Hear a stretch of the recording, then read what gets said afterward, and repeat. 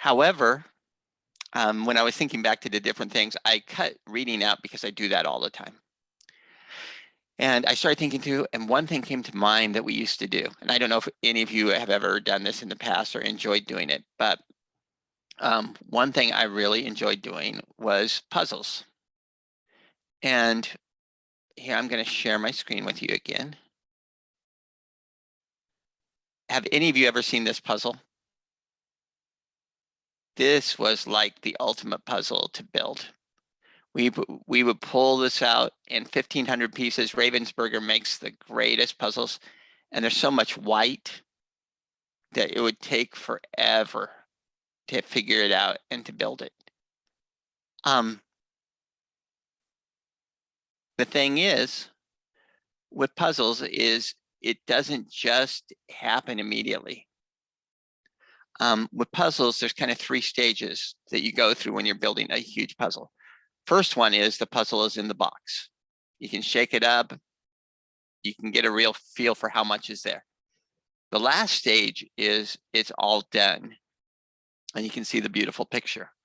But that in-between stage is when you pull the pieces out and you sort, and you get all your edge pieces. First, you get all your different sky pieces, your different colors, and get them all sorted and start pulling them together. That's kind of like what we're going to be talking about today. Because everything you do as an agency is like that closed box. You have all those pieces, every service, every phone call, everything that happens is like a piece in that box. The finished picture is like the reports that go to your funders, to the state and to the federal government. Those are the things where it's a complete finished work. And those will help you to get the funds you need to help your clients. That in-between stage, when you go through all the sorting, that really is the database. That's Osnium. That's where you take those pieces and sort them and put them into the database. And then the database itself will help you out by pushing those into the correct spot in the puzzle when that runs the reports. I say that because it's easy to think that the information in Osnium is just there to reside for Osnium. It's not. It's there to reside for the report. Almost without exception, every field goes to some report. So it all has a purpose. I would love for it to have half the fields, but the reports ask for that much information. So it's a balancing act. I handed out a few different, or sent out a few different documents to you this morning. And I just want to quickly refer to them so you know what they are. I'll show you. Let me go back to sharing screen. I'm going to be sharing screen most of the day. So let me close that out, close that out. In the documents, you're going to hear me mention the data entry guide. This is the guide that I have built that deals with all the customizations we have put into Osnium. You're going to hear me refer to the OSSoft Quick Start Guide. This is the guide that Osnium builds that deals with the basic program of Osnium, the mechanics of the program, and it's great. And the other document we're going to start off with in a second will be the core values. Let me mention 2 things about these first 2 documents. Most PDF programs will allow you to open up the pages. If you look through the contents of the Quick Start Guide, you're going to see lots of things in here about the basics of the different sections, but you're also going to see a lot of stuff you should get down toward the bottom, toward how do you do administrative things. For those of you who are going to be in the next training, this is an important guide to understand. But for today, most of what we're going to be doing is here in the data entry guide. This is made so you can print it off, or you can use it as a PDF. I like using it as a PDF because when you go to the table of contents. And if there's something you're looking for, like how do I deal with services? You can come down here, click on that line of the contents, and you go immediately there. This is built pretty friendly. Each section is going to have a tab there saying what the name of that or what the topic of that section is. So this is services. It's going to give a quick summary. It's going to show a screenshot. And then it's going to go through every single field and give you the values for those. You're going to see other pertinent charts, but you're also going to see these blue fields. These are very valuable. And these, I would encourage you, I'm going to refer to them today, but it's something for the future I would encourage you to know and to look through, because they'll answer a lot of your questions. They're frequently asked questions, and we've come up with answers to those that will help you as you use Osnium. Going back to the beginning of the document now, after the intro, the first thing that's listed in here, and I've also sent this out separately, is a guide to balancing advocacy, core values, and data collection. This is a discussion. We're not going to go over this today. Everything I'm doing today has to do with the mechanics of the database, but there is a whole nother side of how does data collection and trauma-informed advocacy, how do they work together?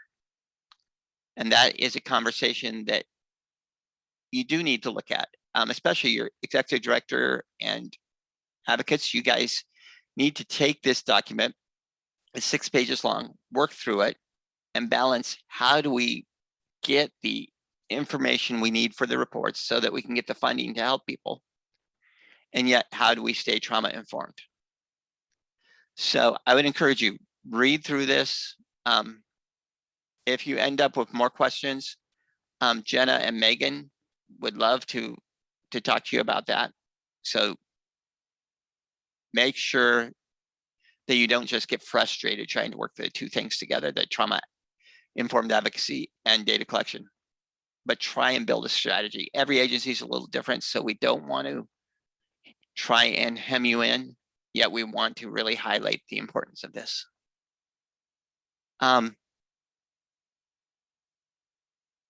Now that I've mentioned that, I want to get started in the database itself.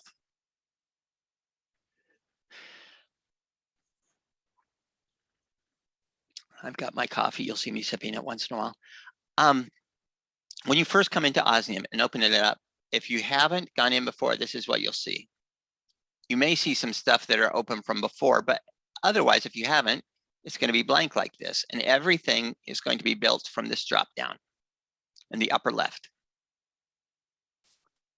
If you click on it, you're going to see a list of things. For the most part, today we're going to be dealing with people, hotline calls, scheduler, and staff activities. And to be honest, there are 3 ways information enters Osnium. The first one that we're going to spend a lot of time about is all of the survivors who come into your agency. As those people come in, you're going to get information. If you click on people overall, not it's adults, children, dependents, and abusers, but we'll click on the overall column, you're going to see a spreadsheet come up here. This spreadsheet is of all the people who are in the database. So if you have 15,000 people in your database, they're all going to be in this list. It's kind of a clunky way to work through things if you do it here, but it is workable. However, if you're in the person list of the people, you can come up here and go, okay, I need to find, let's find, nope, we don't have a Smith. Okay, clear. I'm going to find Jane Doe. That's a good person. I'm going to look for Doe. And I find actually the whole Doe family. So you're going to be able to search for people there or for phone numbers there. And you're going to be able to see a quick amount of information on that person. Here we are on Jane Doe. And you're going to see a summary of her record over here on the right. Now, we'll go over into this more later on, but you can click and drag to show things more or less. Whatever you need. And you can sort. If you go up to, like if I want to know who, I want it alphabetical. Let's go to last name. Click on last name. And it will sort alphabetically.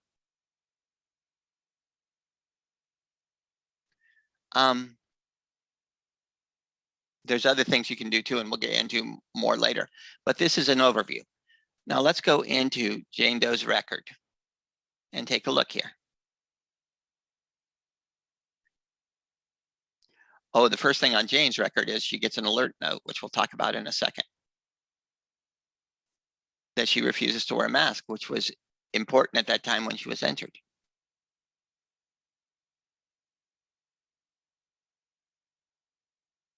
Here is Jane's record. Oh, something is happening here.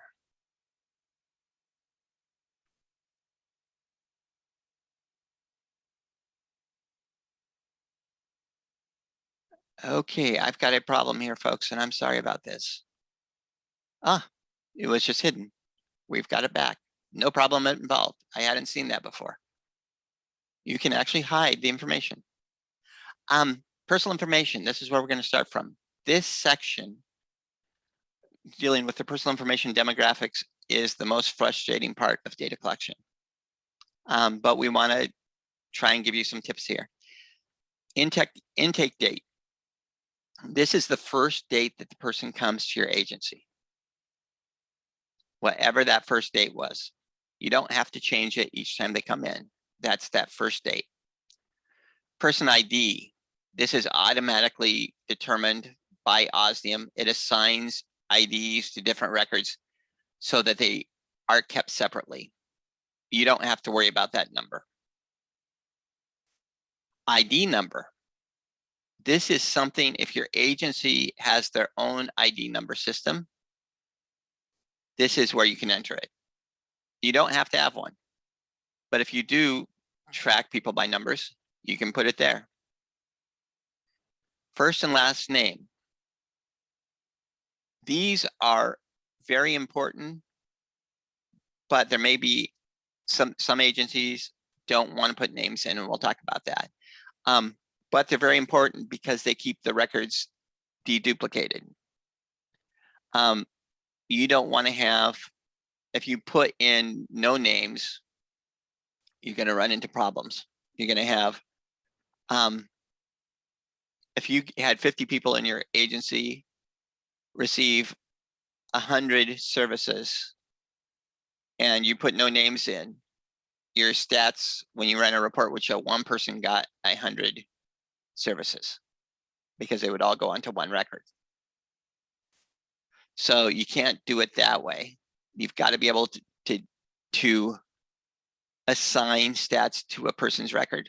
But what you can do is, if you don't want to use names, is you could put an ID number into their first and last name slot. One easy suggestion is this person ID up here that Osnium creates automatically. It's always going to be unique to that record because they don't repeat. So you could copy that and put 1188 in for their first and last name. And then keep a notebook somewhere saying 1188 is Jane Doe. So if that's important to your agency, you can do it. But you do need to have something in there or your stats are going to go crazy. Middle name, alternate names, use those as you need to. They don't go into any reports anyplace. This next field is one of the most contentious, but it can be really powerful if you use it the right way. Date of birth is a personal identifying piece of information. And it is one of those, if you ask for, that can really make a person hesitant to give you that information.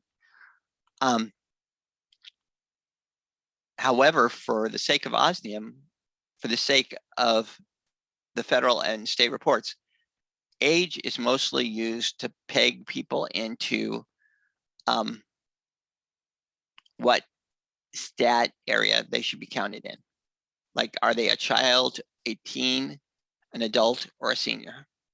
And sometimes they break down a little bit more than that, but age is used for those classifications.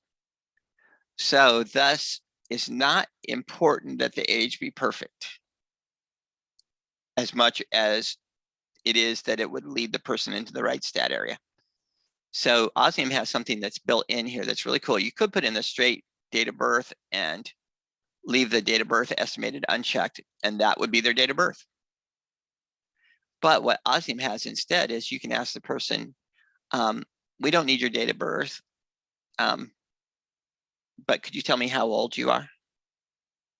And if they say, oh, that's not a problem, I'm 36, enter it, click on date of birth estimated, make sure it's clicked.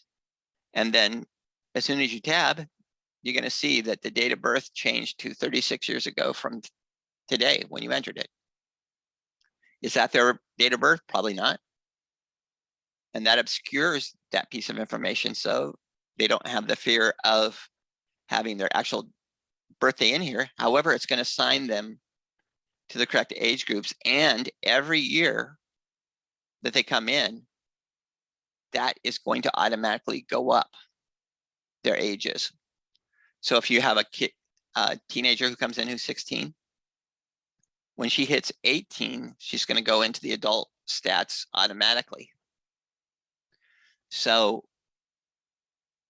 I would encourage you, use estimated date of birth. That would be the first choice. However, that's something, again, you might want to talk with your executive director and come up with a strategy you think is best for your agency. Demographics. These are pretty straightforward. They're mostly based off of the federal and state reports. So there are things that we would love to add, but we haven't yet because they haven't been added to those reports. Gender, we have female, male, non-binary, other, transgender female, transgender male, and unknown. Some people have asked why we don't have gender non-conforming here. That's because there's a little bit of ambiguity, a little bit of messiness that term is actually refers to. It can refer to the person's viewpoint on their own gender, but it might refer to their expression of gender more. So it's not necessarily a gender identity as much as it is gender expression. Next one is primary race, ethnicity. This is a whole area that has a little bit of trouble with the reports. In the federal reports, one federal report asks for one primary ethnicity race for a person. Another federal report asks for every possible race for a person. So those are two totally different things. How we've dealt with that is to break this into two parts. Up here in the demographics, we have the primary race, ethnicity. What would a person primarily consider themselves to be ethnically, racially? This is a hard question. You know, this is something, don't guess, don't push on it. Just as you are trauma informed, as you figure out what would be the best answer with the person, enter it. And if it's multiple races, ethnicities, great. If it is some other race, great. If it's American Indian or Alaska Native, you'll see that this whole tribe entry comes up that has all the federally recognized tribes in Oregon, plus other tribe area. So you can enter it that way. And we'll go to the second part of this when we get to the bottom of the page. Sexual orientation. Don't guess. Whatever you do, there's a good amount of choices here. And there's always more choices coming up. We will keep expanding that. If there's something you would love to see added, let me know. We update the database once or twice a year. We'll have Osnium go in as reports are changing. Limited English proficiency. This is where you can track yes, no, unknown, which does go into reports, but it's also very helpful for your own records. Primary language. We have a pretty full list of the common languages in Oregon. And on this one too, if you have administrative rights, you can add languages for your agency, because this doesn't report out anywhere on primary language. That's one you wouldn't have to have filled, but it's helpful to have it in your agency. Alert notes. This is where you can put anything that a advocate needs to see immediately when they're opening this record. It could be this person has an anger problem. It could be this person only speaks Spanish. It could be whatever you want to flash up, like we did, that pop-up came up. This will show that.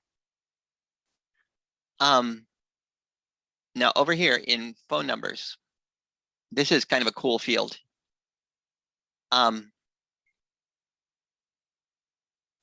If you double click on it, you'll get into the whole phone number pop-up, and you're going to see you can choose which phone number is going to be the primary. If it's cell, that's where they should try first. Then you can enter the phone numbers, and by site, each one you have the option. Is it safe to call work? Is it safe to call home? Is it safe to call cell? Safe to call text? And also, is it safe to leave message? You can get very specific. So your survivors are safe if you're contacting them. And then if there's something you need to list down here, like don't call home after 5 p.m., that's when the significant other gets home and it could lead to abuse if they know. Great, put that message there. When you do that and click OK and come back here, you'll see that restrictions apply because you had a message in that restrictions apply field, which means whenever you're coming here, if you're going to call that person, don't just call them. Double click on it and take a look at what those restrictions are first. ACP number. This is if your agency needs an ACP number, and your ED will know that. That's where it's entered. If you don't know it, then you don't use it. Address. We do not, this is not a mailing address. This is not tracking that much information. What this is basically tracking is the city and county the person lives in, because reports do pull off of that. But we took street address out of it because we don't want this to be in there. It's not needed. Rural status. Probably your agency only has 1 or 2 of these that it uses. You may have 3 if you're really dealing with a wide spectrum of people. But this is where you would choose it. Frontier, rural, suburban, tribal, unknown, or urban. Now, and this is for the person, not for your agency. If your agency has one of these that you use all the time, and I'll go over this at the admin session, but just to let you know, people with admin rights can set this as an initial value. So when they come here, rural will always be chosen unless you choose something else. Email address, self-explanatory. Email restrictions, just like the phone number restrictions, put whatever needs to be there before somebody would email that person. Email or emergency contact name. This is all straightforward. Emergency contact phone numbers, emergency contact address. This is the whole top section of the person's record and most of the demographics. We have a little bit more down here in the bottom, but this is where we start entering this section of tabs. And we're going to work through those. The general information one lines up with the personal information page. So if you come down here, let me move my pictures so they're not in the way. I have you all lined up at the bottom of my screen. Okay, put you up there. Okay. General information. Primary advocate. Who is the main advocate for this person? This is always going to default to the first person who entered information on the person, unless you change it. So the first person who enters, that's who's going to show up, unless you choose somebody else. And this is always going to be a list of the staff who have access to Osnium in your agency. So then homeless. This is yes, no, unknown. Military status, active, not applicable, unknown, or veteran. Immigrant, refugee, asylum seeker, no, unknown, yes. This is a good place to mention. And I'll mention, we spent 1.5 years building this database out, customizing it. And we had a team of Carrie, Jonathan, who used to be at the with the coalition. We also had Cheryl from DHS. We had Becky from DOJ at the time. And we also had some members. And Cheryl used to say, okay, do people, if people are scared about listing that a person is an immigrant, which might be a loaded issue, and this can go for other issues too. It could go into ethnicity and race. It could go into sexual orientation. If by listing these things in here, you're going to put somebody at risk, lie, put something else. This doesn't have to be that exact. However, rest assured that these stats, when they go out in reports, they are all aggregate stats. They are only numbers. And so nobody is identifiable unless you're in a community where it's a very small community and you only have 1 or 2 Black people in your community. Then it may be an identifying number. And in that case, don't put it there. And if you're worried about somebody is an illegal, I shouldn't say illegal, that's a bad term. If somebody is undocumented, then put, unknown or no. Feel free to not be tied into that. Keep the person's safety in mind. Incarcerated, jailed, yes, no, unknown. Probation, parole, yes, no, unknown. Now this next section, I want you to think this in your mind, highlight it. Don't use it. I don't want you to touch this section. I don't want you to track income. However, there's a few cities and counties that require it. If you are in one of those rare situations, it's available. But otherwise, this is information that DOJ and DHS have said they don't want it to have easily identifiable in a person's record unless you have a reason why you absolutely have to have it.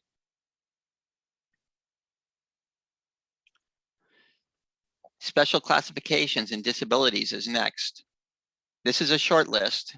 There's only 6 recognized in the state of Oregon, but cognitive disability, deaf or hard of hearing, intellectual disability, other physical disability, and visually impaired blind.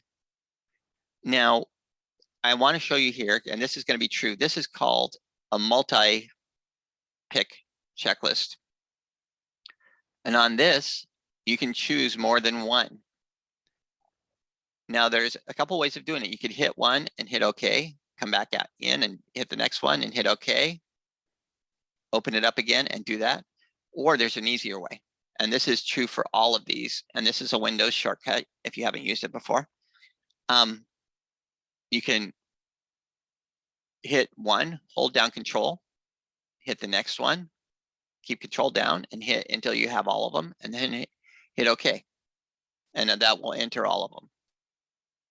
Or if you have all of them in a row, you can hit Shift instead, hold it down, and click the first and last one. So Control allows you to do multiple selections. Just hold down Control until you're done. And Shift allows you to choose all of them in a row.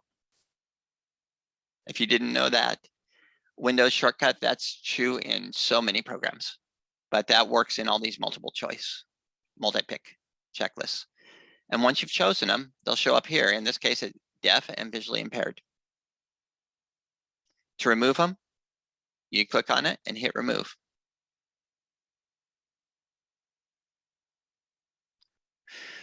Now, in other races and ethnicities, this is the second part of the primary race. Primary race, we talked about up here, is where some of the reports say only want one primary race. Others want every possible. So if you chose multiple races, ethnicities up here, down here, you could choose every single one of those. It's the same list as up above, but you can choose a multi-pick checklist. You can choose as many as are appropriate, hit OK, and they'll show up here. Last on this tab is accessibility accommodations. This is where you can track anything that will help you with that client, such as if they only speak Spanish, you can say that there, and you can even say who is the advocate who works with them the most for translation. If they are a person who has a real emotional problem of some sort and needs a certain advocate to help them, or a certain room to help them, or if they're sensitive to bright lights or whatever, you can track all that information here. Anything that will help you with that client. Before we move on to the next tab, is there any questions at this point about personal information, about the adult record, the personal information section, and the general information tab? You said something about with the immigration status that could be how would that sorry, I can't speak. If it's not reported, how are we putting them at risk if we mark them as an immigrant? Well, it's one of those things that could identify them potentially if there aren't many immigrants in your community, and it shows that there are your stats records when they come out to the state or someplace else show that you had two immigrants. It might lead somebody to make a guess, and that's, yeah, if there's any fear, or if the strong thing about Osnium is it's siloed within your agency, so this information doesn't get out of your agency. But if heaven forbid, you did manage to get hacked somehow, somebody got into your system, if you're worried about that, you have the option not of tracking it. It's an abundance of caution. I agree, it should be safe, but. All right, thank you. You bet. Any other questions so far? Yeah, with the race and ethnicity categories, if somebody identifies as American Indian, Alaskan Native, as well as another race, do you have to list the Native American up top in order to identify a tribe belonging, or can that be identified in the secondary column? Let's see. Yeah, you would have to, and that would be that would probably be fine. What it would, I think it still pulls on any that is going to come in.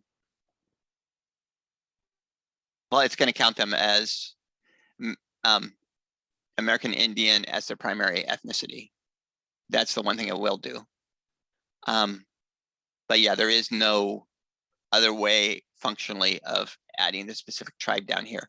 Though I suppose you could, yeah, here's what you could do. You could do multiple race ethnicities up here, have them down here, and still be able to add the tribe up here.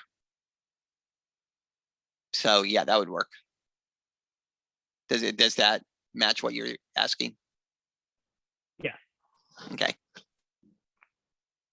I hadn't been asked that before. That's a good question.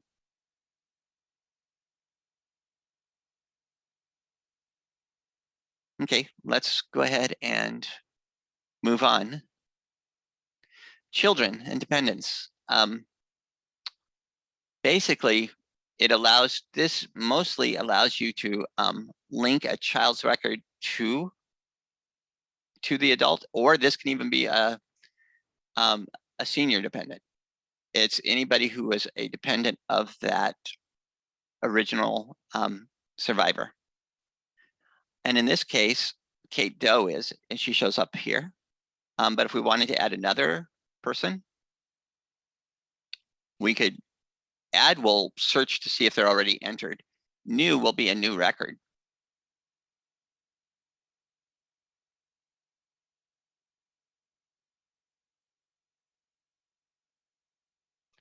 And the child's record is very similar. We don't have to spend much time on it. You're gonna see it has most of the same fields up here on the demographics. Simplified a little bit. It's gonna have, instead of all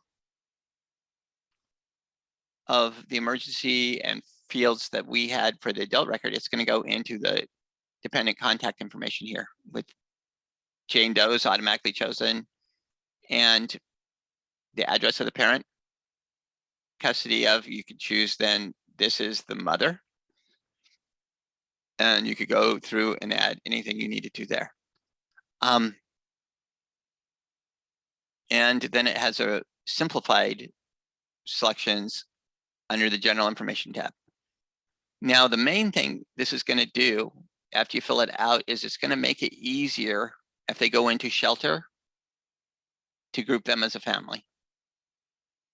So you can enter the person here, and I'm not going to save, though you would always want to save before you would leave or you'd lose the record. Yes, I'm just closing out and not saving. Nope. Okay. And I have Kate Doe's record here.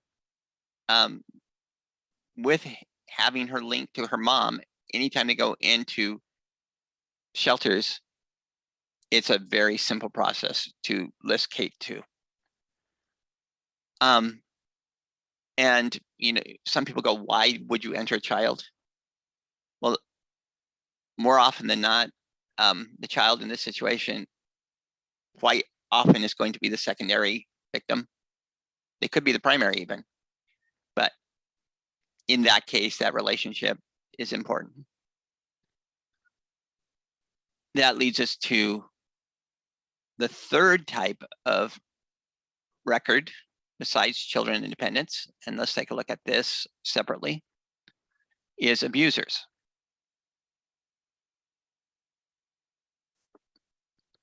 And abusers are similar but totally different.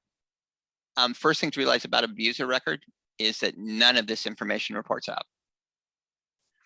And also, it isn't protected by VAWA and VOCA, so we can get more information. This is basically the information that you would need as an agency to protect yourself and the survivors. Is that a kitty I see, Chris? Yes, my kitty is around here somewhere. I have 2 of them, so big cat lover here. Yeah, Princess Paris Warrior Kitty on Instagram if you want to check it out. Okay. We have 2 office cats. Oh, that's awesome. Yeah. On the survivor, track whatever helps you. You can put all the information you can find in this last section where it says physical description. You're going to see a lot of identifying information: height, weight, hair color, hair length, facial hair, eye color, glasses, contacts, distinguishing features. And if you double click on this square box, oh, okay, yeah, I can't do it because I'm using the test database. But if you were to double click on that, it would open up a field like this that would allow you to upload an image of the person, which if you have a real problem abuser that you want to have the people at the front desk be aware of, might be a smart move. But yeah, this is all for you. And you also have a record of every single victimization this person has been involved with. But this won't report out, but this can help you with your work. Let me close that out. There's normally a question somebody will have at this point. Let's see if anybody's thinking it through. If we have client records, people records, and adult records, and we have abuser records, might there be an issue you can think of?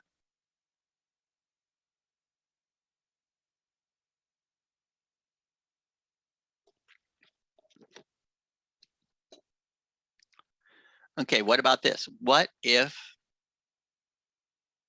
you have a couple and they both claim that they're both abusing each other? Yeah. That's messy to track. If you are helping both of those people, you need to enter them both as an adult, but then you need to enter them both as an abuser, a second record. And that abuser record will not report anywhere, so that's fine. But it will allow you to see on each other's records that they have had victimizations against each other. And it'll allow you to understand what's happening there more clearly. That's my suggestion of how you would handle it, and how most agencies I know are handling that situation. What does that mean for the Okawa privilege protection stuff? You said that the abuser portions aren't protected. Oh, well, in that case, yeah, with a VAWA and VOCA, and yeah, on that,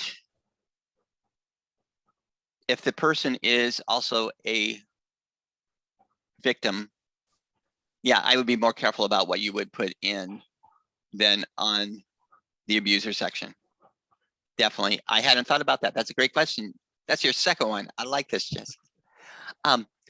I personally then would be more careful because they're also in there as a victim. So, but again, it doesn't report out. So it's what is stored siloed in your agency, and just error on the side of caution.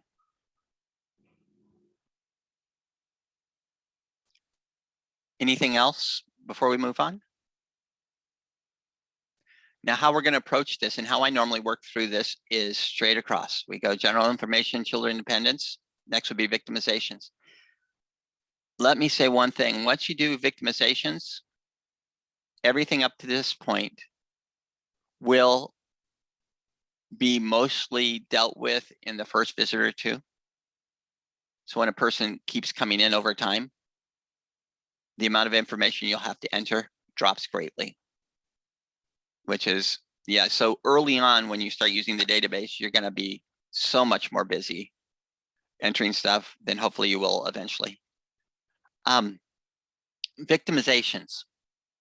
This is the core, kind of the hub of where everything happens.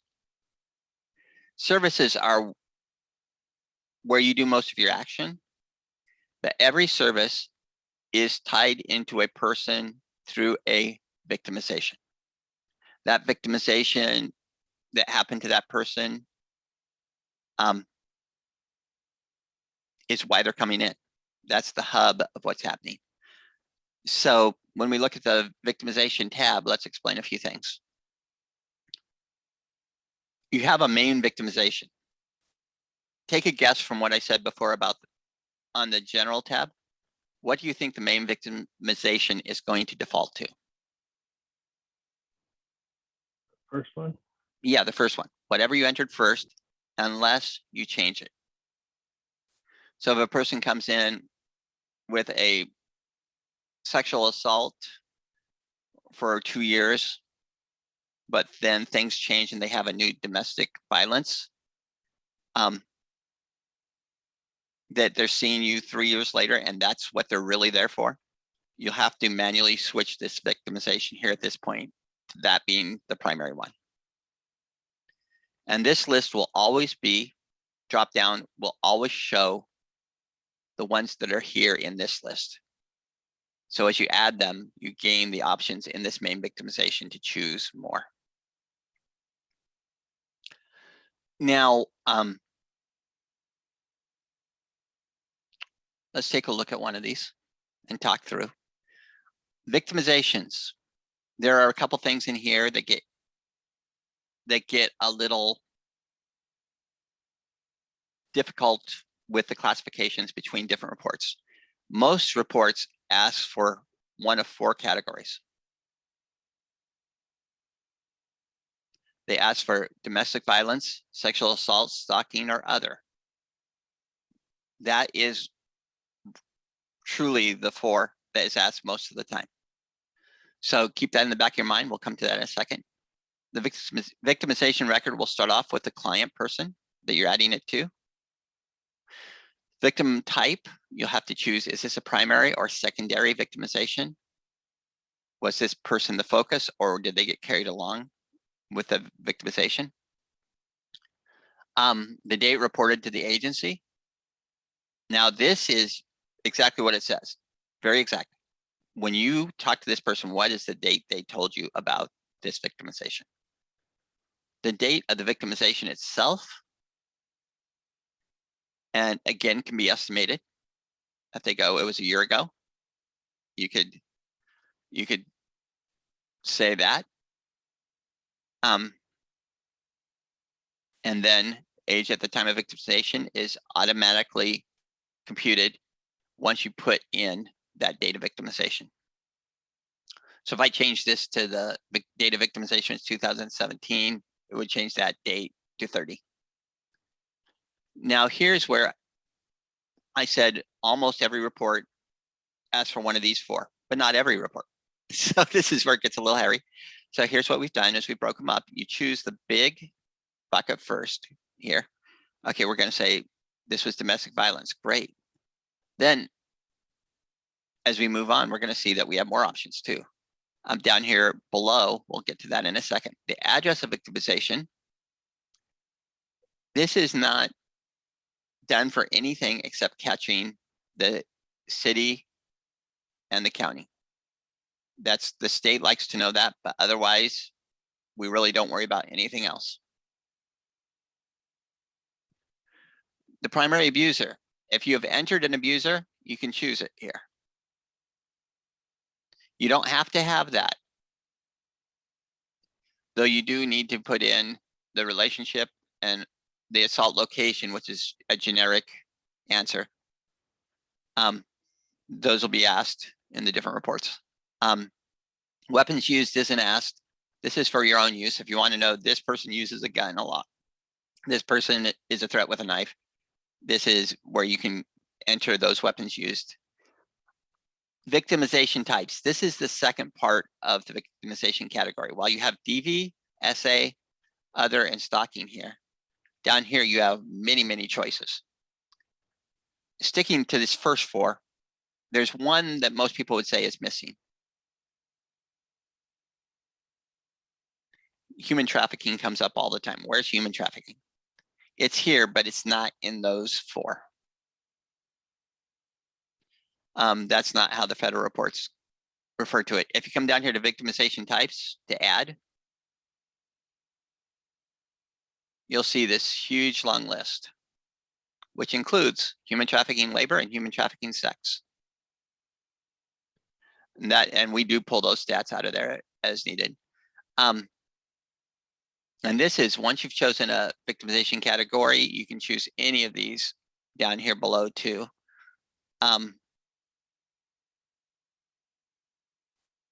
Now, the one thing, and you can have as many as fit to that victimization. Now, one thing I want to encourage you is be careful with using other in the short list, because what that will do is on some federal reports are specific to DVSA. And if you put other in, suddenly you'll notice when you run reports that the stats are way low. And I'll have you do a check and we'll see how many of them are listed other, and then those that are others will probably have to be corrected. So that's only used when it's specifically correct. And then any notes. So this is what goes into making a victimization record. Any questions at this point?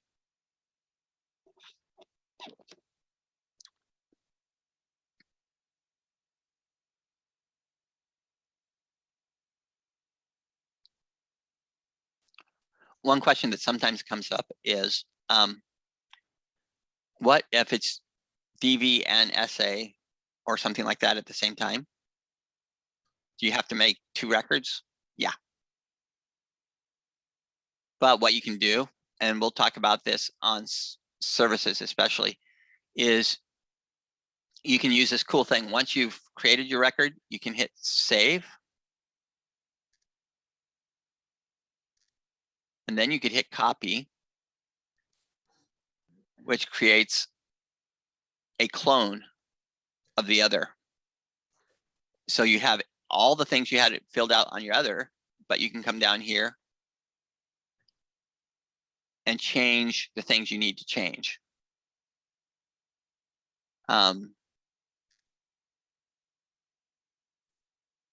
Let's see, let's go into, say I wanted to remove, yeah, move that on that one. Okay, and then you could hit save, and then you'd have 2 records.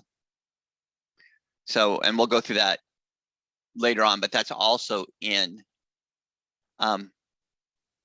good note, let me show this to you. On going back into the manual, there are some right here, other resources, the power of save and copy, page 61. It's going to tell you exactly how to do this. And in services, this will be incredibly vital to help you speed things up. So write yourself a note, and we'll mention that several times yet too.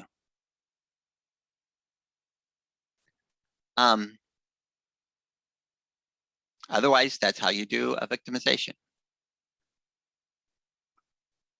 And the full list of victimizations will show up here. If you added, one other thing I should mention, if you added a primary abuser, Bob Doe here, that victimization record, and you went to Bob Doe's record, you would see in his list,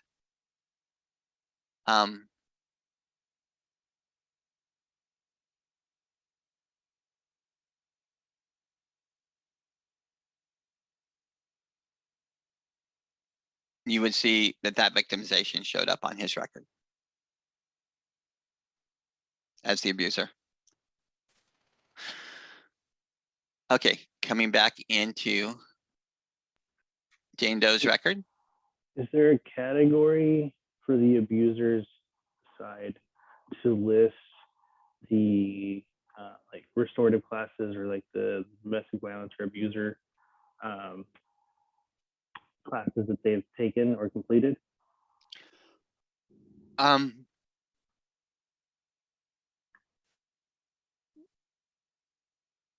There is a way, but not tied into the abuser record. I don't believe, hang on just a second. Let me double check here.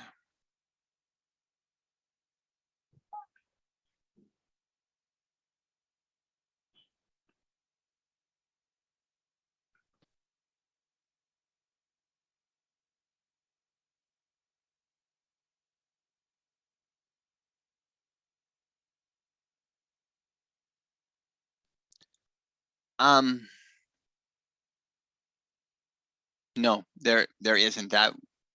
That doesn't report out anywhere, so that is why it's not built in. I mean, I can see where it would be good.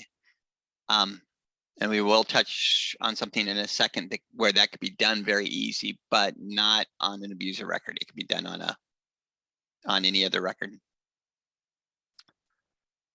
Coming back to Jane's record, this next one is actually where I was trying to think if there was a way of doing it with program enrollment. This is one area of the database that does not report out anywhere. This is for your own use, and this is a powerful little section of the database that we hold on to help you with. This basically is, if you want to track a person goes in and out of a counseling program, or a person is involved with any program, you can hit new. You can choose the program. We have in here children's therapy, counseling program, so forth. You could choose the program they entered, the start date, and as long as the end date is open, anytime you run a flex report on this legal program, you'll get a list of the people who are attending it. So put the start date in, and once they're done, put an end date, and then that removes them from that report. And you can put a discharge reason and notes. So this would be, I wish we could use this item justice to be able to track what you were talking about, but it would not track into the abuser records. What this is also great for is, suppose you have some weird service that only your agency does that no other agency ever does, and it doesn't go out to any reports normally, but you need to get it checked on every once in a while. This allows you to build something to where you could track the people who received it. For example, if you had a jacuzzi program, you could enter it into this list. This is modifiable list, whatever you want, if you're an admin. And you could put the date that the person attended the jacuzzi, start and end date could be the same. And then you can run a report how many people received the jacuzzi service over the course of that month. And you'll be able to track it from here, even though it's not something we can modify elsewhere.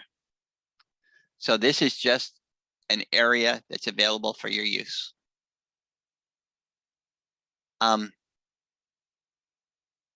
Now we're coming to the meat of the database, and you guys, you have enough stamina for 20 more minutes before we take our break? 10:30, or should we take a break early? Still good to go. Okay. Let's do services, and once we're done with that, we'll take a break. This is the most involved area because this is where most of the database is focused around. When you come into the services, if you hit a new service, you're going to get this screen. It's going to tie into related victimization. You can choose which one it is. It will always default to the primary victimization unless you change it. So choose the appropriate victimization. Advocate will always default to the person who's doing the entry unless you change it. Date of service. That's pretty self-explanatory, the date that came in. This one needs some explanation. Start time. This is really important. You need to have a start time on services. Why? Well, if you have a shelter, you need to have a start time on services, or if you do any sort of stays. The reason why is because the start time on a service determines whether or not a service was done in or out of shelter. Was this a service that the person received while they were in shelter? or is it a service that they received outside of shelter? So a start time needs to go in there, and I'll explain more of that when we get to the shelter itself. Duration, this is up to if you are counting, if you're counting the time, if your ED is the time that you spend on services, and co-located advocates definitely do. If they are counting it, then you need to put in the amount of time. 50.50 would be a half hour. Service type. And here, this is where it gets crazy. I want to show you something, and this will help you understand what we've had to do.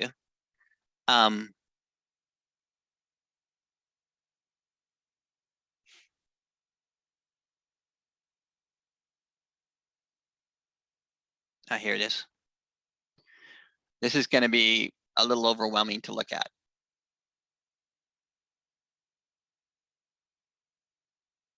I'm going to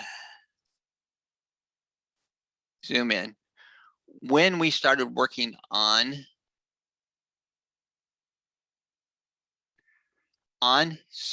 services with the committee, we realized that every report asked for a different list of services. And we realized that every agency had their own list of what they were doing with their services. Which, if you ask EDs, the executive directors were pulling their hair out when it would come time to fill out the reports because everything was inconsistent. So we spent 2.5 months making things consistent and then mapping it so you would never have to think through what a different report was asking you for. And VOCA had the most services, so we built off of that, though we adapted it. And we took each area, like personal advocacy accompaniment, and we took those and modified them, and we moved some of them to different categories than VOCA had them. But this green column is the values that we ended up in the database for you. And okay, let's see, I think there's more than one page here. On this view, I have a, let me check here. Yep. Legals. Some reason those got into separate pages. Okay, but yeah, so we broke it up. So this green line and this blue line are the only things you have to worry about. What we do is when it goes to run a report, what we've done is that it will automatically, behind the scenes, translate whatever you chose into the VOCA, the FIPSA, the Muskie-VAWA report. It will change the values to what they need for those reports. So you don't have to ever worry about all those different reports. It's going to translate it, which makes executive directors very, very happy. Oh, and I see there's a message in the chat.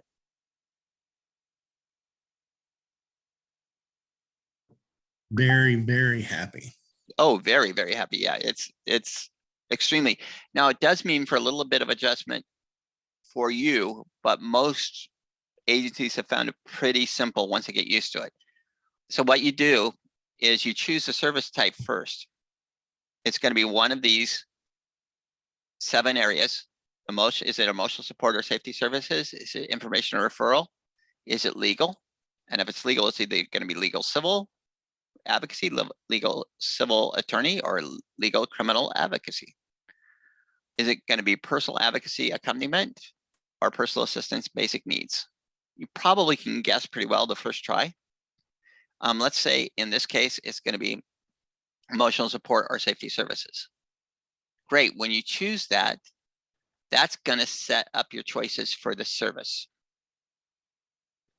So you come in here and you only have 5 choices then. Crisis intervention, individual counseling includes peer. Other therapy includes peer, and gives you some more examples there. Safety planning and support groups includes peer.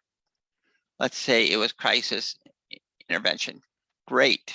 Then the region of service, you can set this default. You can set it as a initial value if you're an admin, so you don't have to change it unless it needs to be. County of service, same thing. You can set it as a default, so it's always set for what your agency uses.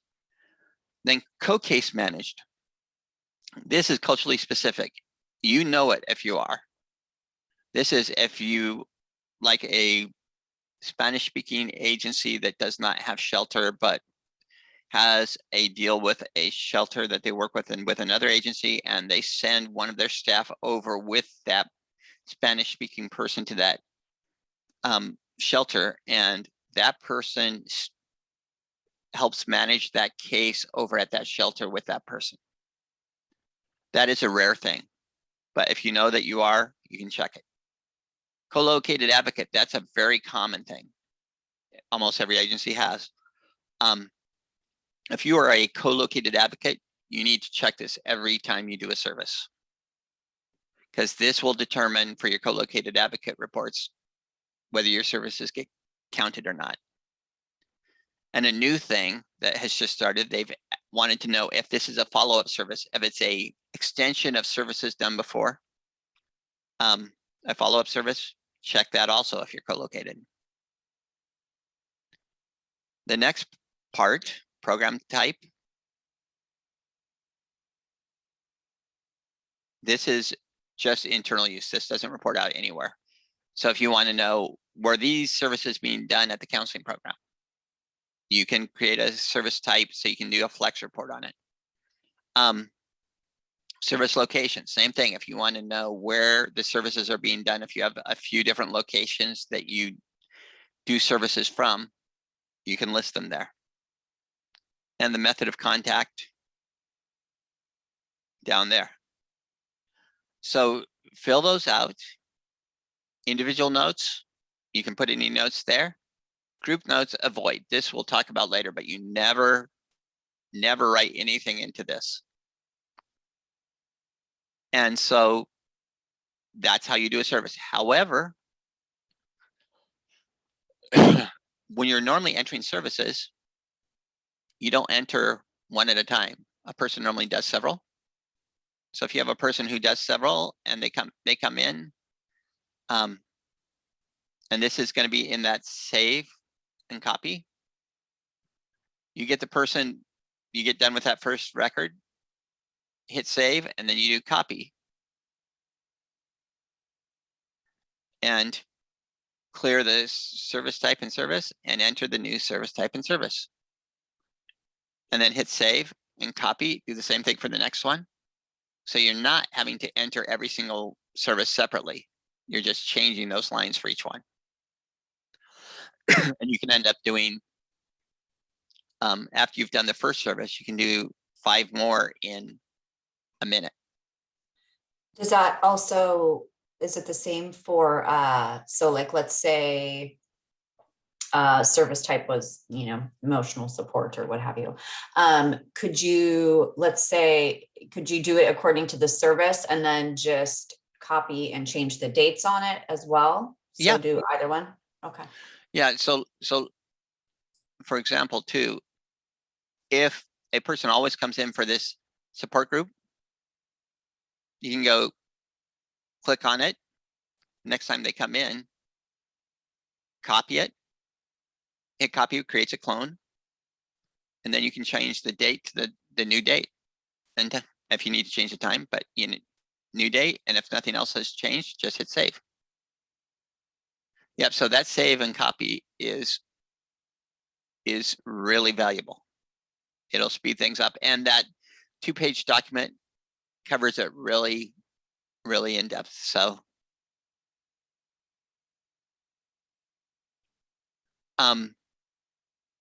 any questions about services at this point?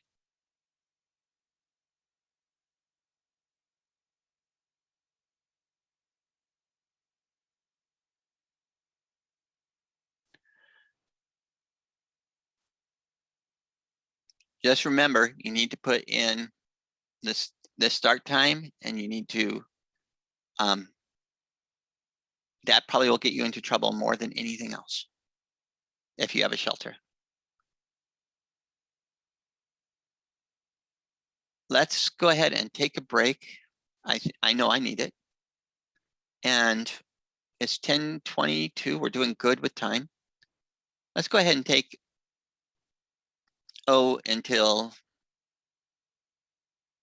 let's take a good break and go until 10:40. So you have 18 minutes. Go get done what you need to, and at 10:40 we'll kick back in. And at the rate we're going, I think we'll be done a little early. But 12 o'clock was the ending time. But if we can get done early, we'll do it. You're doing great. Thank you, folks.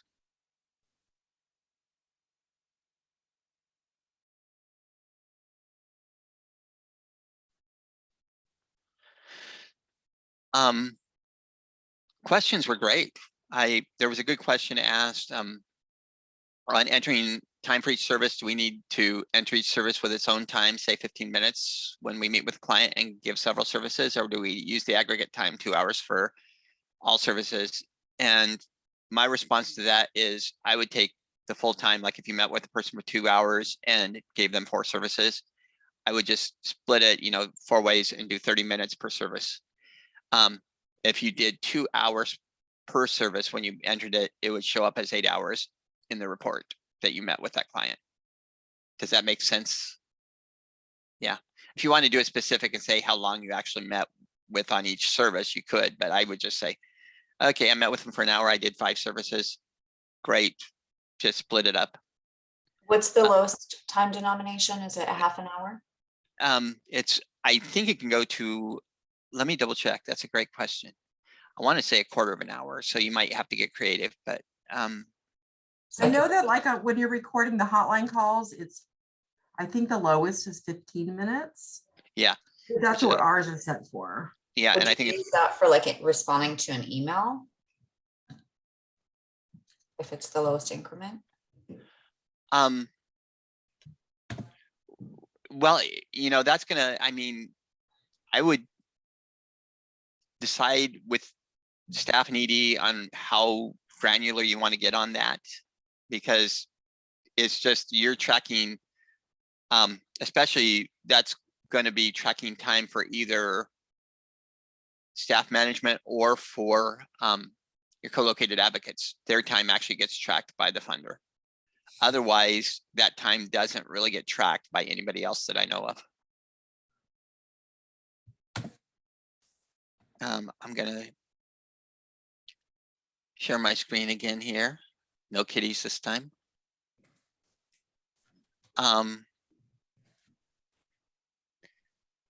Any questions before we move on? Okay. Stays.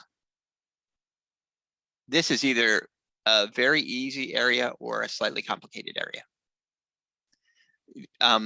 How many, do we have people who do HUD with their stays in shelter? Yeah. I see one hand. For you, it's going to be more complicated. If you don't do HUD, it's a piece of cake for the most part. Let me show you. With a stay, you'll open up a new stay.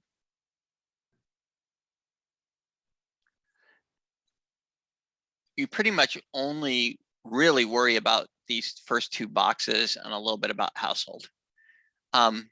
If you are not doing HUD. So for you, you'd have the client name, the admission date, and the admission time, critical. You've got to set those for when the person actually comes in to that shelter, that stay, that motel, you give them the motel, whatever, you need to set it. And then the stay type, you have these choices: emergency shelter, motel, housing stabilization, permanent supportive housing, rapid rehousing, or transitional housing.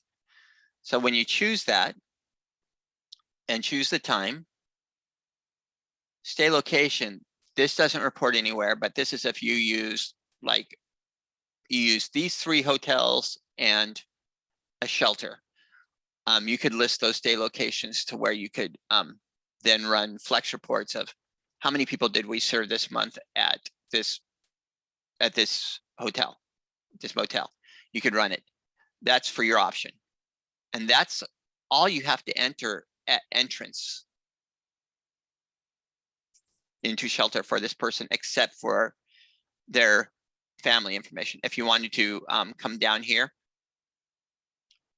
and add a family member, because Jane Doe was also bringing in her family. So you come up here, Doe. Yep, there she is, Kate. You could add Kate. And that way you don't have to go into Kate's record to add this stay. It's going to ask you when you hit save, do you want to add this person? And you say yes. And that's all you need to enter to get the person in if you don't do HUD. Now, you do have to do discharge information. The nights you see is 0. Every night at 11:59, that is going to change.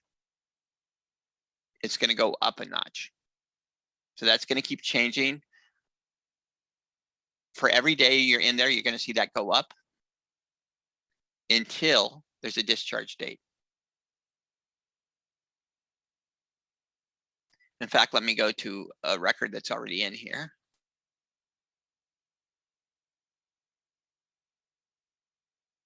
So you can see. Oh, this is perfect. I'm so glad. See, they never set a discharge date on this one. So what's the issue? The person has now had 1,484 nights in that motel, or in that shelter, according to this, and that's what would report out. That is an issue. So what do? You put in the correct discharge date. If they came in on the 25th, 2018, let's say they were there for 3 days, and on the 28th, they discharged at 4 p.m. And you'll notice that the nights just changed. Now, when it reports out, it's going to show 3 nights. So at discharge, you have to put that in.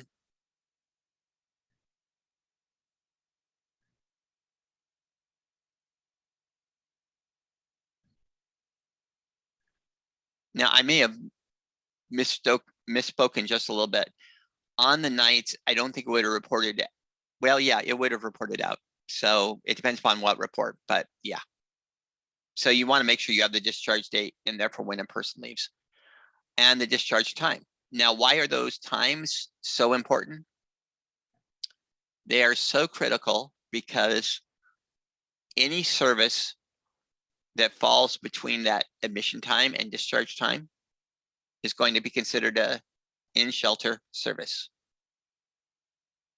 And if they receive another service at 4:15 p.m. on the 28th, after that discharge time, that service is going to be considered outside of shelter.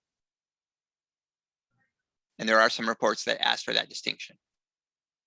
So these 2 times versus the time on the service will determine whether a service was given while a person was in shelter or while they're outside of shelter. Does that make sense? Reason for exit. This is a short list, but pretty straightforward. Destination at exit. Again, just another short list.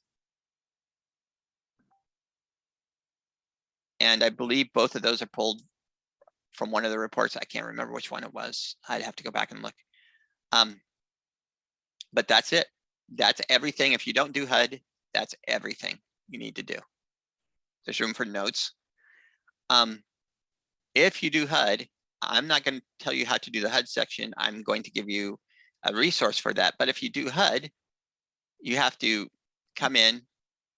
If you're starting a new project, do a project entry with the date. Okay, great. We'll open up the one they already have going.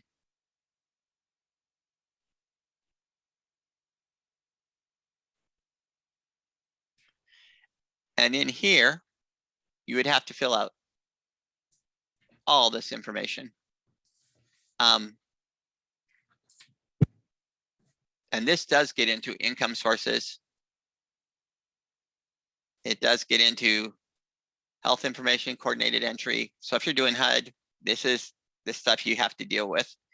And we don't want this information collected at all unless you're doing HUD.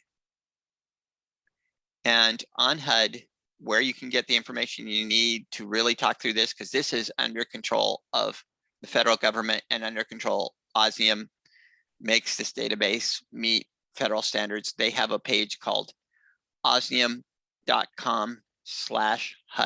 HUD. And that page gives all the information. It has 2 videos. The second one, which is the complete walkthrough of how to do the HUD module and reports. One trick on the HUD is if you're doing, let me actually go to a different person's record just a second. So I can show you.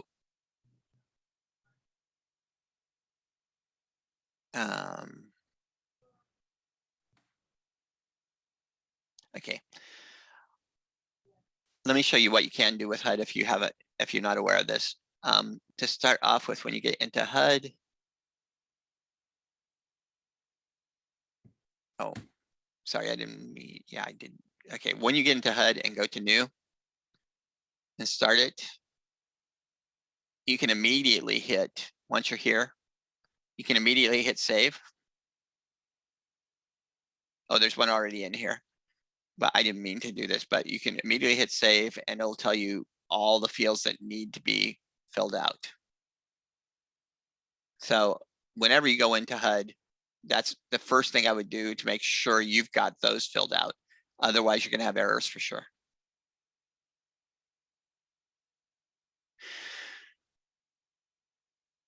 Otherwise, that stays in HUD. It's pretty straightforward. Any questions? I have one. Sure. I always have questions. So when I was doing that, I was running into a situation where I would save it and it would ask if it wanted me to copy the children to the stays. And then when I said yes, it would give me an error message. I can't remember what it was, something about adult services and child services. And it didn't actually copy any of the children's information. So I found that I had to go into the children individually and enter their own stays. Okay, it should, but hang on just a second. Let's,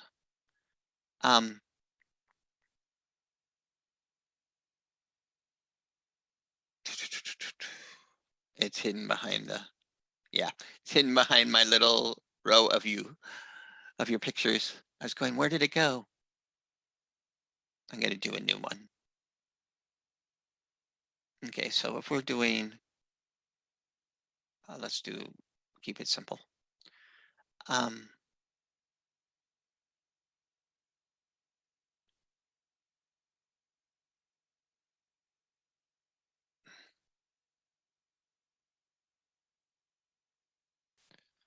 Okay, at that point in time, that's all I need to enter it.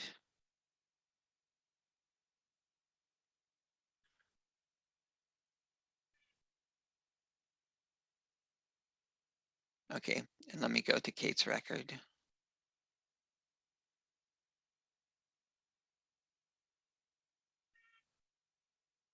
Now, did you hit save when you left that screen, Jamie? Otherwise, when you go in here and if you looked at the children, and I heard you, Paris. You might have heard Paris meowing in the background. If I open up Kate's record, let's double check.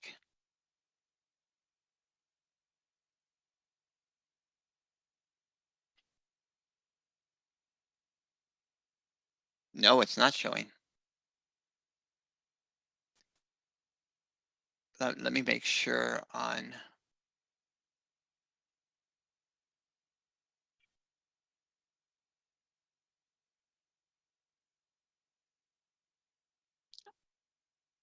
Hi, Paris. Somebody's not understanding why I don't pay any attention to her. I'm not sure why. That's a good question. We'll need to,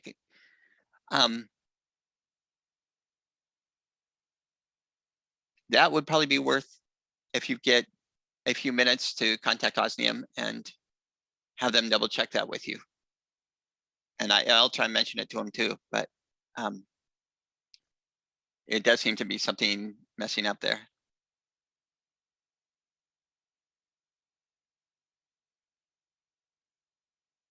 That was working before.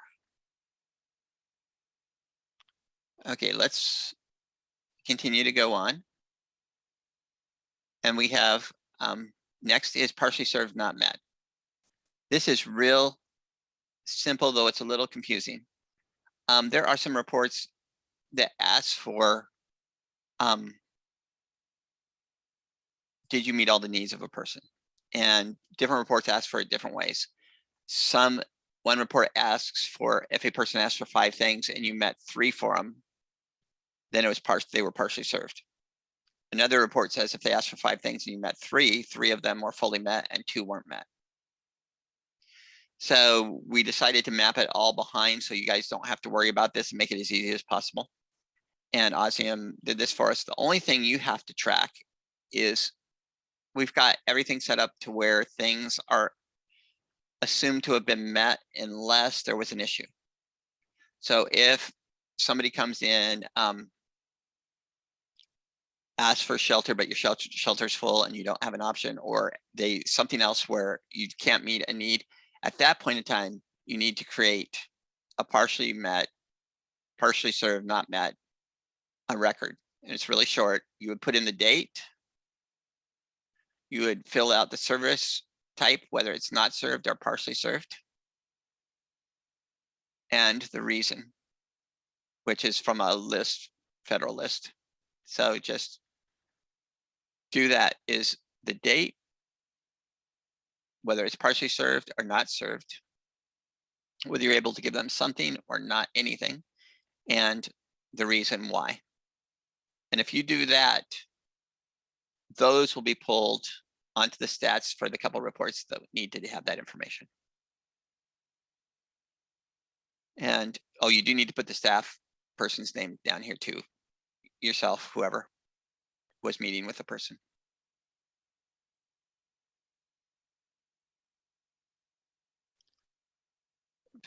For example, I think here's an example. They were not served. There was a security risk on the 13th of 2018. Another possible one would be they were not served at that point in time.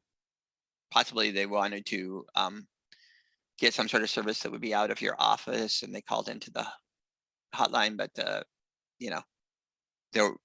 hours of operation were closed at that point. So those were those types of things where you would put it in. You shouldn't have, hopefully, too many of those, but that's what's available to track those. And that's only when you can't meet it.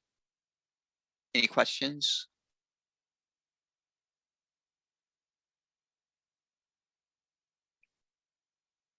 The next one's pretty straightforward. It's a little more complicated only because of those problem makers, the co-located advocates. You'll hear me tease co-located advocates because they do things a little bit harder on a few things. Referrals. Normally you just have you're referring somebody to a place, but co-located advocates also get referrals from. So they have people who refer from them to that co-located advocate. So in referrals, when you're tracking that, you're going to have referral date. Is this a referral from somebody to you or to somebody else? If you're not a co-located advocate, it's always going to be a referral to. I think, though you may decide there's some reason why you need to track the other, but you just choose whichever one. We'll say it's a referral to in this case, and say you're referring them to DHS child welfare staff. You'll notice once you've chosen that, and once you tab or move to a different field, that referral to fills in automatically there. So you have a referral to DHS welfare staff. Are you a co-located advocate? Yes or no? And we'll say yes, and then choose the advocate if it's not the person who's already entering it, and any notes, and that's it. Now, if you're doing several referrals at the same time, very common, save, copy, save, copy, and just change who the referrals to and so forth. This is a pretty easy one, but any questions about this, about referrals?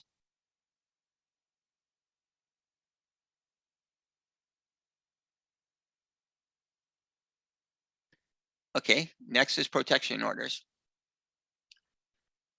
Protection orders was set up, Cheryl and Becky, DHS and DOJ, did not want to set this up as a legal area for tracking anything where you would need to be acting on anything. That's not what this is for. This is for reporting out purposes. And because of that, when you do a new protection order, you're going to see protection order types. These are the types recognized in Oregon. Temporary order elder and disabled PO, temporary order EPO, temporary order extreme risk PO, temporary order FAPA, temporary order SAPO, temporary order stocking, and tribal order. Other C notes and final order for stocking. Those are the ones that are recognized in Oregon. Date requested, date granted. You'll see there isn't any other information. Some people want to know why it doesn't have date denied or date ending or anything like that. That's not the purpose of this. This is the information that's being asked in the reports, and they just want you, if you're tracking anything else, they don't want you to track it in the database. They want you to track it in a paper file somewhere where you can make sure it's not lost in the database. Any questions about those?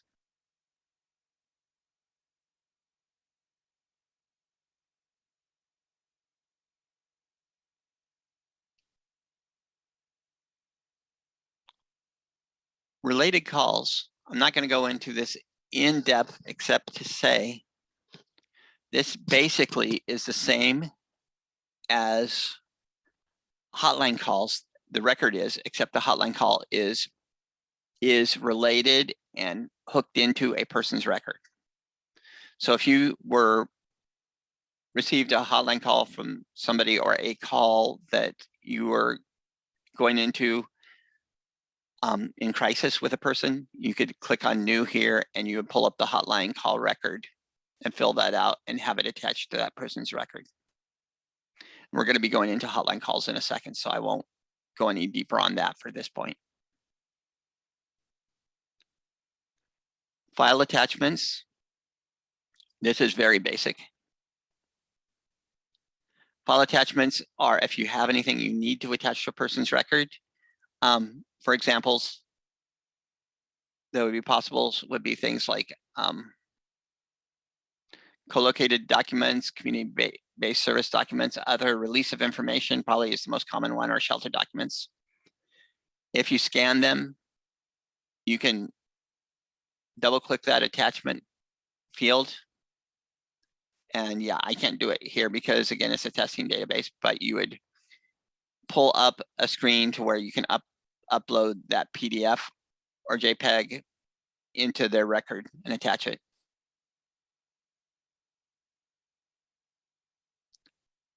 And then basic notes, where you can keep some notes on the people. This is not made to be case notes in depth. It was a little clunky for that. And Cheryl had said when we were building this, she doesn't want advocates to think of themselves as therapists.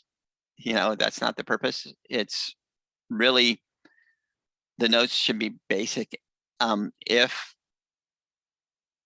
with all the care we do and all all the protection you have of siloing your information, it still somehow gets subpoenaed or pulled out. You don't want anything in there that would be harmful. And that takes us through everything that's on an individual's record. Any questions before we move on?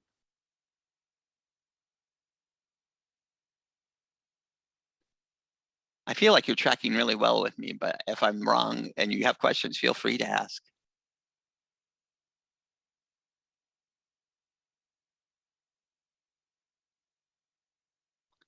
Okay, we're going to move on. There's 3 ways that information flows into the database. That was the people. We're done with that part for right now. The second way in is through hotline calls.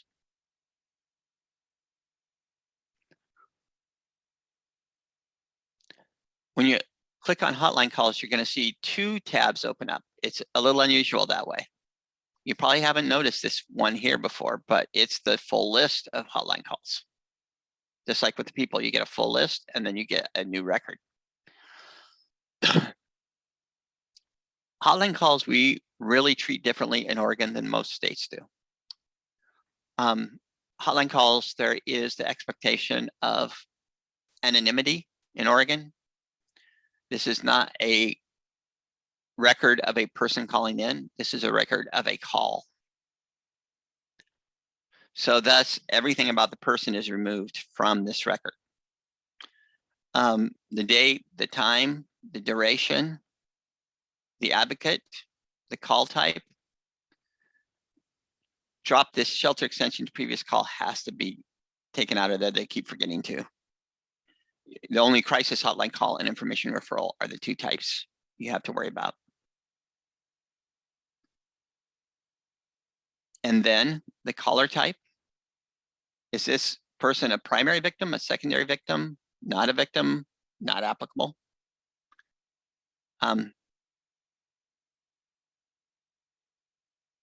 Victimization category. This is the big 4 that we talked about on victimizations: domestic violence, sexual assault, stalking, or other. So choose what fits the best.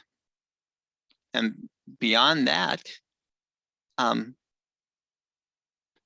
there's not much else you have to enter. You go into a call result at the end of it. Did you create a record, decline services, inappropriate for services, needs met, unable to provide, funded service requested? You have those possible results. If the person asks for shelter, you have a few more results. But that would be all you would have to do between that call area and that call shelter result. Now, if the person is an existing client, you can tell.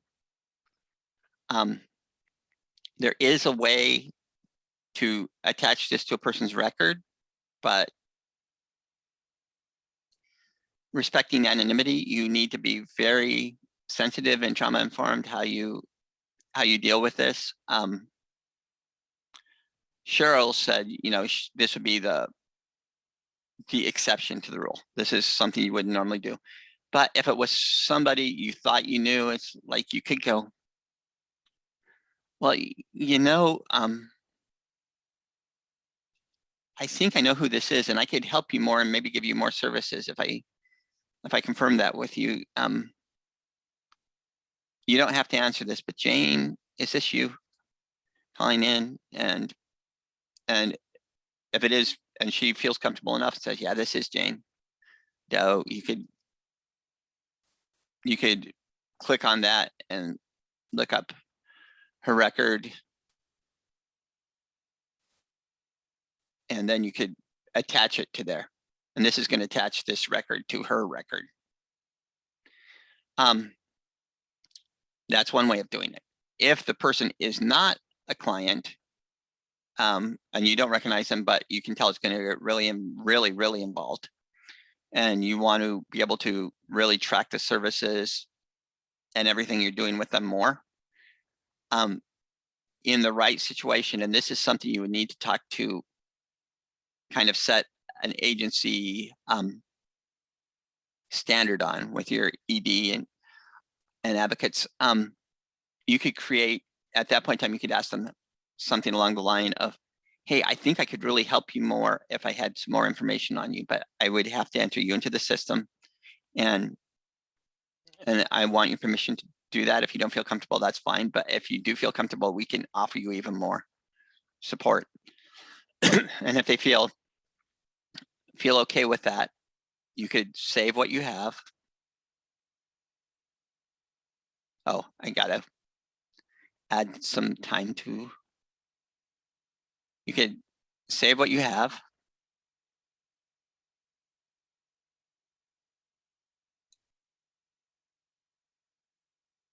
And then once it's saved, you can come up here to this button that says convert calls to a record. And then it's going to,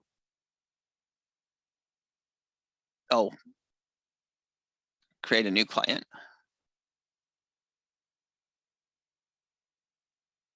And it's going to give you your normal record. And then you can create the record and you can give whatever services, victimization, you can track whatever you need to with that person at that point.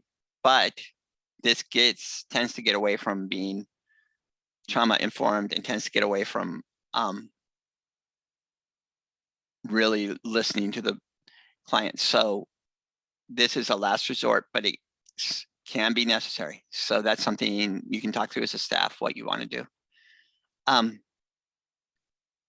Now, some agencies,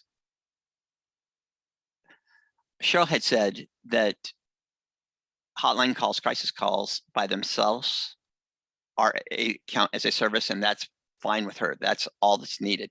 However, some agencies like to get the credit for as much services that are done during a hotline call as possible. But the problem is that hotline calls are not related to a person. So it's a record of a call, not a person. So those services cannot be related to a victimization or a person. So they will not track in the normal reporting way.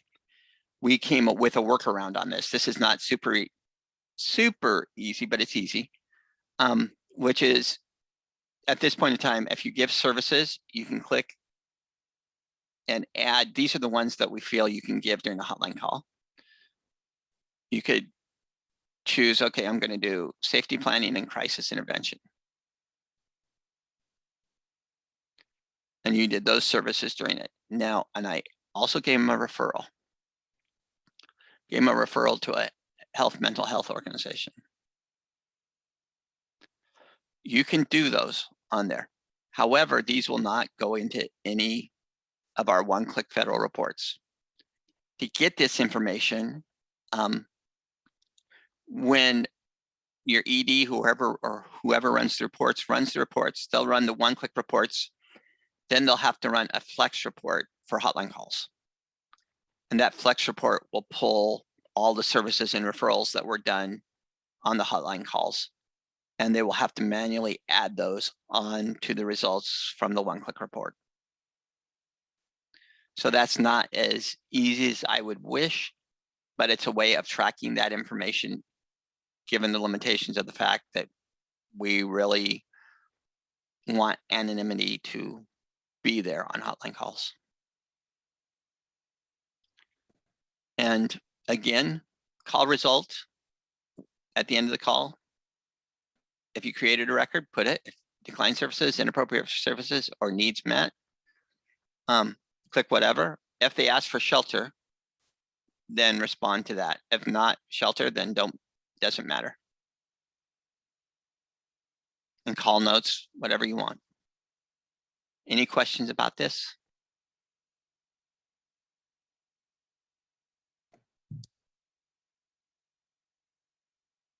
I think Chris has been in. I have a question, Sure. and I know we're not doing the reporting side of things, but I still have to ask where this information shows up. But I think Chris has been doing a lot of our data entry, and I think she has maybe a question or two about this specific. Sure. space. Yeah. Oh, thanks. So can you hear me? Yeah. Okay, Yep. so this is just strictly a hotline call. Get a call from someone who identifies himself as being homeless. There's not been any domestic violence. I mean, we're asking the right questions, but we're on our hotline services, we're checking crisis intervention, we do some safety planning and referrals. But what happens is when you click on the call type, Mhm. we usually are checking the crisis hotline box because that's the line that it's coming in on. But Mhm. then you scroll down to the victim box, that our caller type, Mhm. and they don't fit under the victim category. So we're clicking not victim or NA. Mhm. And then under the victimization category, it's going under other. What Okay. we've seen happen is that it's tracked on reports that then Ray is running. Yeah. I mean, and maybe that's a reporting question we can save for another time, but No, how Well, the should question we? is, do we need to capture that? Because it shows up Yes. as other. And then when you, in the reporting that we do, when you hit, we can't stand others. And I take it the state can't really either. right. Because then it says you have to define other. Yeah. For I- some 20 to 25 calls per quarter or whatever, Mhm. Well, it's the one thing to remember on this is it basically is, and you could talk to Jenny about this with DHS to get more clarification, but this is basically a DVSA tool, the whole thing. So when you're entering those other things, they're not going to fit in neatly. You're going to be putting a square peg into a round hole. Mhm.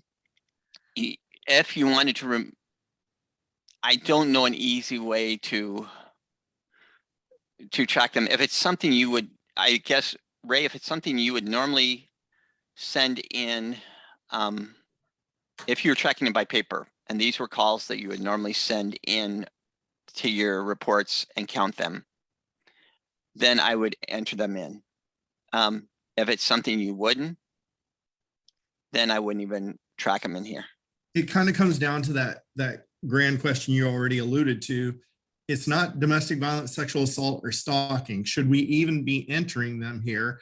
Other than it does give weight to, I mean, we're one of the only crisis lines for anything that operates in our county. So we get tons of calls for lots of other things. So our Mhm. workload is heavier because of that, but it's not Mhm. reflected. And so it's a measure, it's that whole, do we even worry about it and just focus on reporting DVSAST only? Or do we try and capture these calls as like people are reaching out to us? It does show a deficiency of services in our community, but Yeah. it doesn't fit in our reporting. Well, the one thing you could do is you could, if you did put it in, is you could put it in like you are with other and so forth. And then you could do a flex report, Ray, on the other calls. Gotcha. So you would know how much is actually coming in on other. And then that would allow you to make some informed decisions on whether you need to adjust those numbers that are going in for the other reports. So thank you. I totally can track with that. I get it. So, I mean, we've been working with it for a while. These are just things that we've seen. And this crisis call piece is the one that trips us up the most, it feels like. So Mhm. looking at some of our, one-click state reports or DHS reports or DOJ reports, where do the crisis, for instance, where do these show up in some of those reports? And we might be, and you can totally tell me, hey, we'll talk about that when we get to reporting. But either we're not clicking something right, or we're not looking in the right place for our reports, because I'm looking at a report now that has hotline crisis line counseling and it's a 0, even though we enter stuff in here. Okay, let's go over that in reporting, and Love it. then what I love to do too is if you see any of those numbers that don't look right, contact me anytime. And what Okay. we'll do, because we'll go through a process where I'll pull out the mapping document and I'll see each one of those fields on different reports pulls a different route. We'll take a look and see what it's supposed to be pulling. And then we'll see what information you had. And if we need to, we'll go to the straight data. There's a way of looking at the raw data more and see if there's something that's not getting entered right, or if there's actually a problem with the report. Love it. Yes, thank you. You bet. And I never feel bad about calling me about those things. That's job security on my part. So yeah, love to help. Anything else on the crisis hotline before we move on? Okay, let's go to, Vanessa, yeah. Olivia doesn't have a, she doesn't have a microphone. Oh, that's And right. Yeah. what would the victimization category be for friends or family calling about concern for another person? And again, do we even, is that an internal decision about even tracking that? Yeah, that'd be, I think Cheryl would have said that is an internal decision on how to track it. But if it's family calling, you could make an argument that you could say that they're not the victim, or you could say they're secondary victim. If they're the I mean, there's a good chance that they're being impacted by it to some degree if they feel impacted enough to call. Right. So that's your call. But I would say if it's family calling, they're either going to be a secondary victim or not victim. Okay, we'll have some internal discussions about that. Thank you. Yeah, and this is something I'll just say personally. I have realized over the years, I was a little kid. My sister was abused by my father, and I was so small that I didn't realize it. But I have come to realize over the years, especially over in the last 10 years, that I was a secondary victim. So even though you don't realize how it's impacting you, if somebody's calling enough, there's a good chance they're a secondary victim.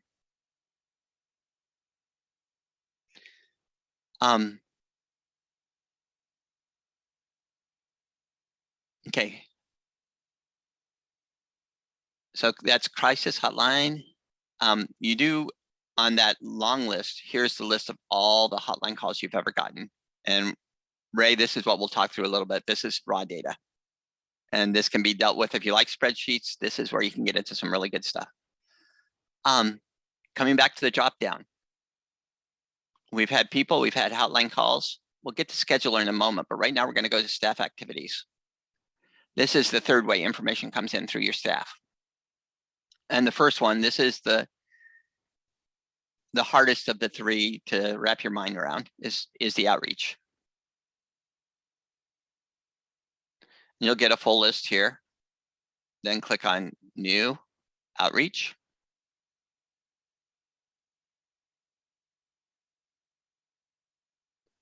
And you're going to have three main categories for outreach that your staff is doing: training, expert advice, prevention activities, and outreach activities. Now, if you have a co-located advocate, much of what they're doing is going to fall under that training, expert advice. So just to highlight that for you right now, let's start with that one. Data activity type. Once you've chosen that first activity, then you get a different drop down depending upon what you chose. In this case consultation is huge for co-located advocates. And then you can give it any title you want, just whatever makes it make sense to you. And then start time, duration, and hours. Especially for co-located advocate, this goes into that report. And hi, Paris. I know it's almost time for your treats. And sorry about my kitty is active today. She's not normally, but she's running around.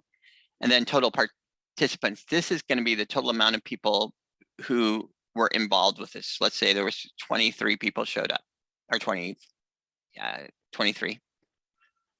Now co-located, if you're a co-located advocate. Now, If you do RPE, and that's something, again, an ED should know if they're doing RPE, which is cycles of training. If you're doing that, the only way to really track that is that every cycle of that training you do, when it's the first session of a cycle of trainings, check that box for that first time. And that will allow us over that 6-month period of time or whatever that you're reporting on to see how many cycles you started. So that's not commonly used, but it is there to be used if needed. School-based activity. This is a new thing that the state is looking at. So if this activity was at a school, go ahead and check that. Evals given. Okay, I handed out 50 evals, which 49 were returned because they were really enthusiastic about letting me know that only one of them thought I had a positive result. You know, it's that's for your internal use. This isn't going to go out, but that is very helpful. Now, this total participants, I want to highlight it again. That is extremely important because you're going to want to depend on this next section, but you can't. Then you get into audience types. You click on new, and if you click on here, you're going to see the 3 main categories: adults trained, children, youth trained, and product material. Let's start with adults trained.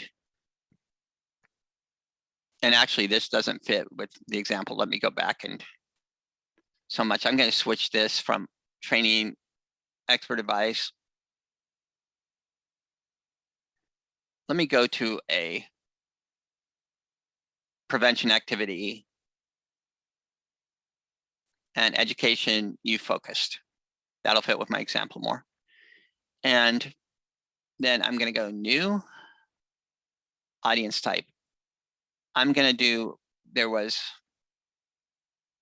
since there was 23 people total, I'm going to expand this and I'm going to say there was 12 high school,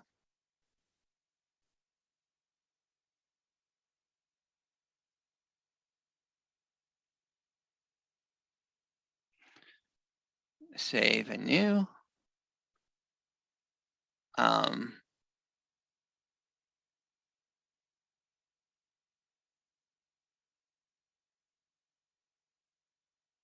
I'm gonna say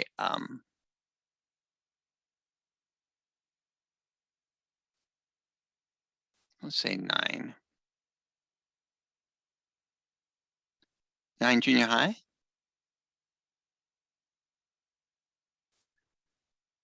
And then there were adults trained. Even though it was a youth event, there was going to be 2 educators who were there too.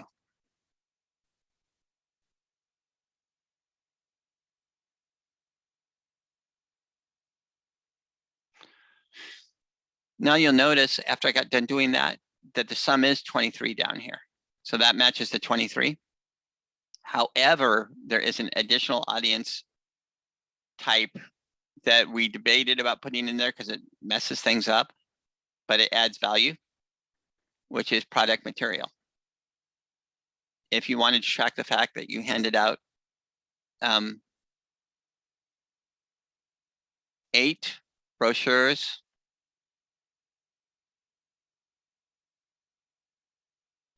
and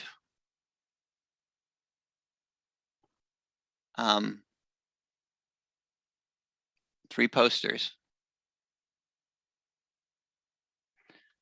you could track it there and you could do reporting out on it. However, it messes up your sum.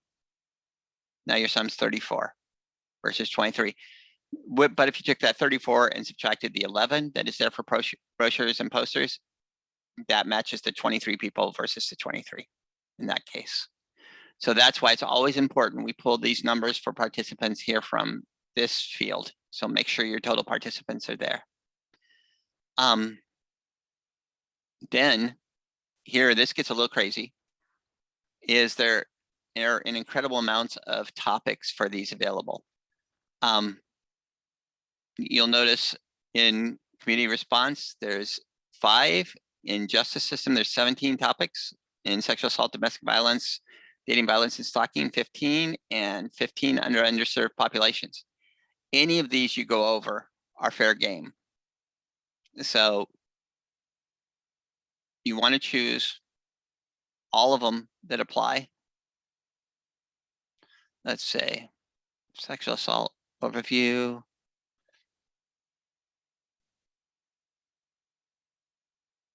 And put them there in under topics. So you've gotten the audience, you have the topics, and then you want to add all the staff that were involved with this, because each staff doesn't have to enter their own. You're just going to enter one for the event and all the staff who are involved. Now, one little extra thing on this, if the lead person on this was a co-located advocate, then anybody else they bring, if Ray's co-located advocate brings Ray in to help them, Ray's stats get to count as the co-located advocate event too. So if it's a co-located advocate event, anybody who's here on staff counts toward those co-located advocate stats, and that's right. So yeah, all your staff, once you're done, save it, and that's it. You don't have to enter it for each staff person. Any questions? Oh, the third category, let me tell you, there was prevention. We went on, the third category we didn't look at yet was outreach.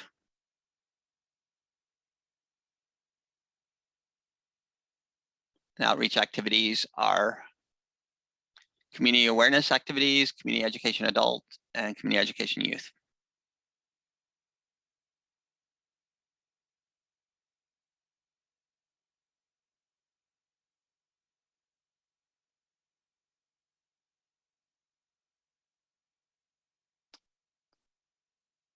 If no questions, let's move on to the next two are a little bit easier.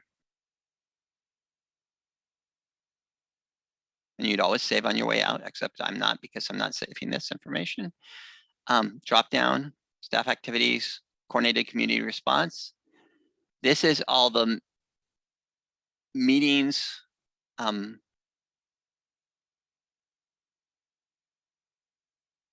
meeting type. It's either going to be, there's a whole list, you know,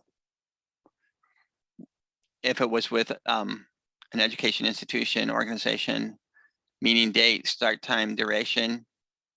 These are the meetings that you're attending with your staff. So any of your staff that are attending these meetings, that's where they track them. Fairly full list.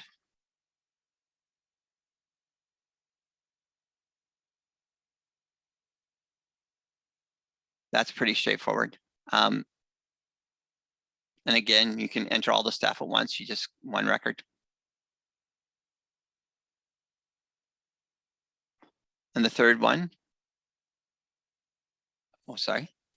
Third staff activity is training time. Now, training time, always have to clarify this. There's always at least one person who jumps into thinking, we just did training a couple items ago. Well, no, this is training time that your staff gets, how they get trained. It's training time we take.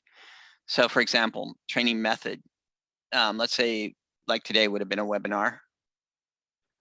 Date, start time, duration, 3 hours. Notes, training focus. This one's rough because it doesn't have the normal. Other, see notes.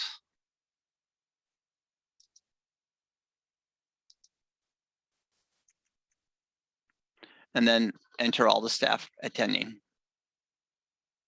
And then you would save it. And this doesn't report out to federal reports, but this allows the EDs to run a flex report of all the training that individual staff member has done, or that all the staff members have done, or the training of all the people who have taken one of the classes. You'll notice There's all sorts of things. There's anti-oppression, confidentiality, the core advocacy, if you're wanting to track where they stand with their certification, crisis response, all those things. You can do a core advocacy certification training check and see a report on that and see how many of your staff have completed that. So this is where you would track that information.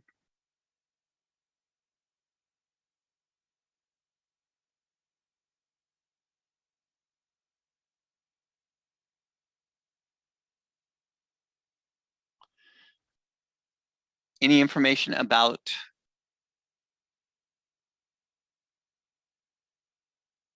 the training time before we go on to scheduler?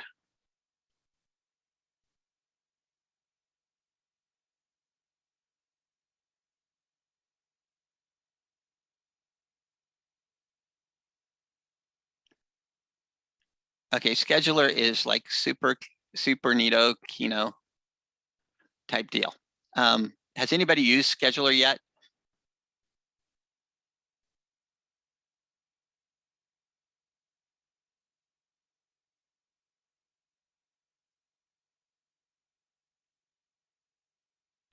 And is Ray gone forever? If so, Chris or whoever from there, make sure he gets this information because this is a good one. Schedule is not Outlook. Scheduler is not a calendar for your organization purposes. What it is a way of entering some mass services, and especially support groups. For example, if you went to a scheduler, like say today at 10 a.m., we were having a support group. You could either double click it like that to create a group, or you could do a new support group. But once you got in there, you can come up and you're in a service group. This looks familiar. The advocate who's in charge, you could do a data service, start time, duration. Let's say this was a 1 hour support group, service type. We're going to say it's emotional support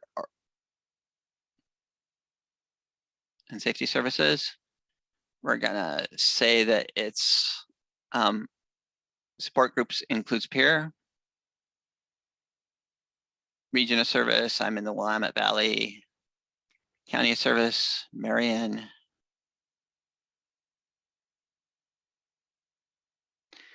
Then if you need any of those, you can put this extra information in there, whatever works. And then you could add your clients. Like I could say, okay, actually I don't want to add a client. I want to look for a client. Yeah, Jane.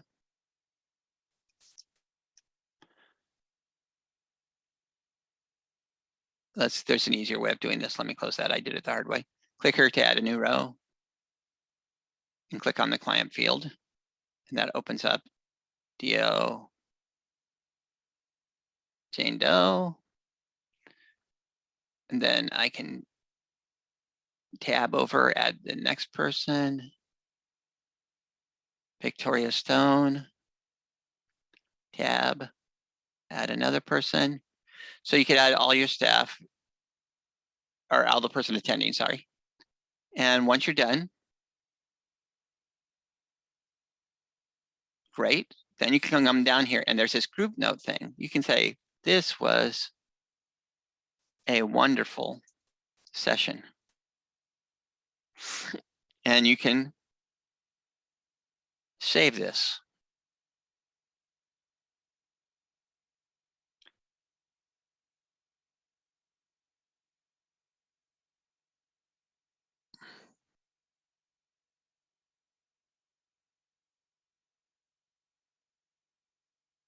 Once you save it, here's what happens. If we go back to the scheduler, you see the events on there. But what becomes cool is if you go back to the person list and look up Jane Doe,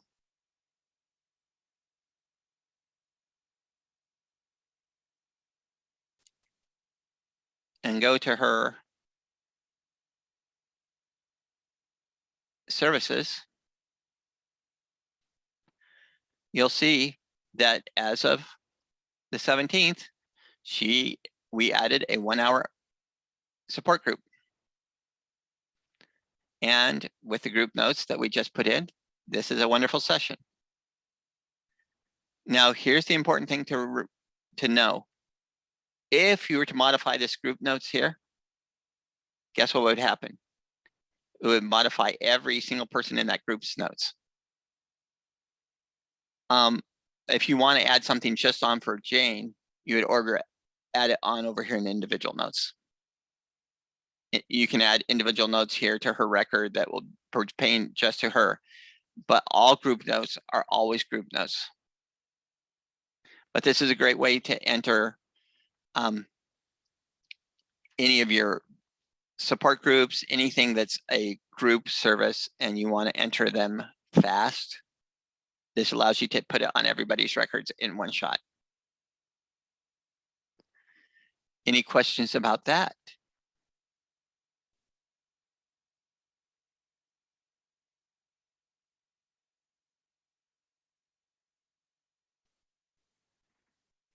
Just remember, it's not Outlook.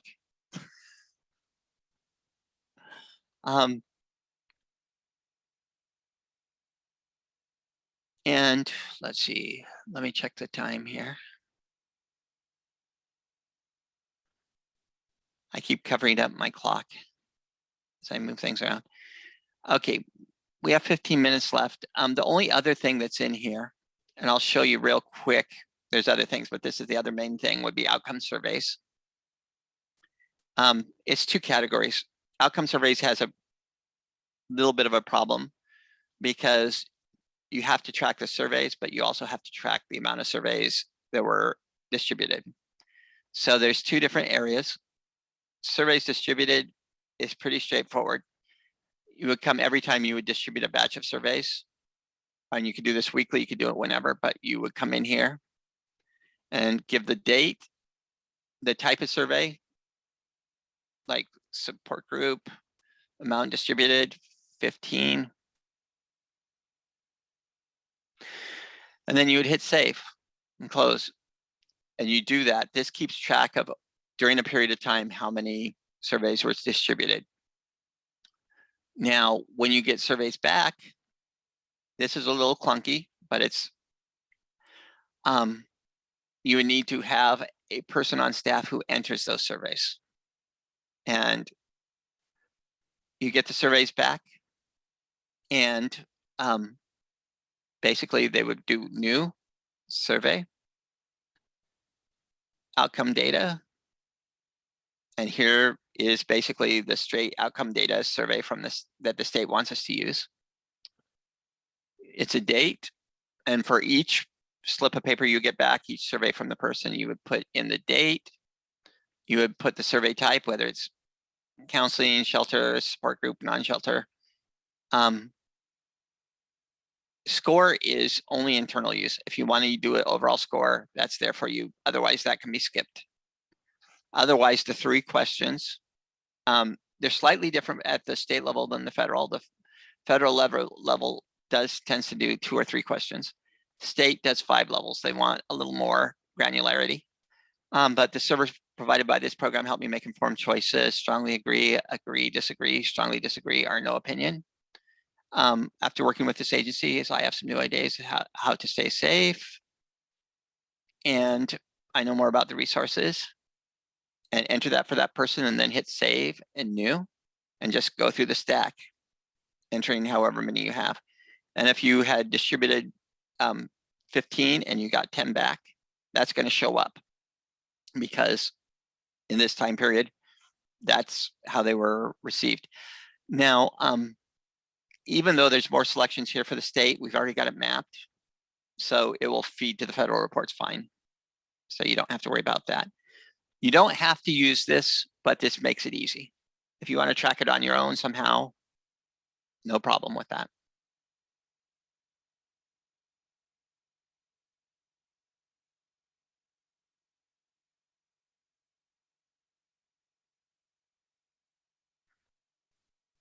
And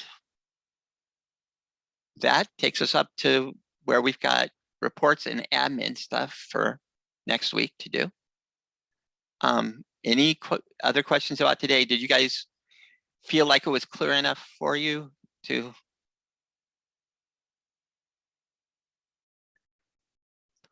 I know that database stuff can be overpowering on the brain and tiring.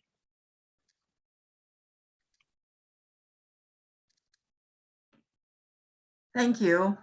Oh, you're welcome. Yeah.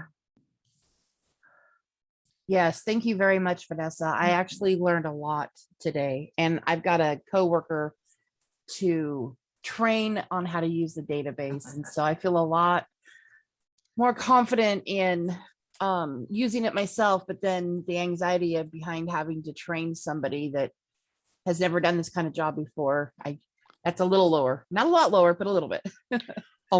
One thing I didn't mention that I'll put hand in hand with that, and I'm updating the recordings. This is, I'll see how today's came off, but if I sent out a sheet, but there's a sheet in here in the table of contents in the data entry that's called other resources. And I sent this out to you separately too, but let me share my screen with you again, because this is really helpful. This is, I would encourage you to look at, it's on the addendum with the big green border. If you come down here, there's going to be some basic stuff we talked about, but then there's on YouTube, data entry video and an admin reports video. These are the original videos that were done when Thomas from Osnium came down, and he and I were trained people. Some of you may have been there when it was here in Salem, but it's slightly dated. I would say it's 95% still good, but if you don't have any place else to start a person, those are great. And I'm going to replace those with newer videos too. So that'll be coming. But yeah, definitely if you need a place to start people with, check those links and it'll Okay. take you to some YouTube videos. Okay, great. Thank you. You bet. And let me close that and come back to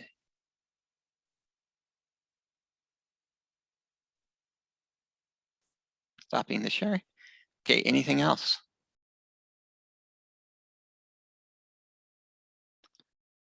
Well, I'm going to be seeing some of you again next Wednesday at 1, if you're in that training, which will be awesome. That one normally goes 2 to 2.5 hours, but if you have lots of questions, we'll go deeper.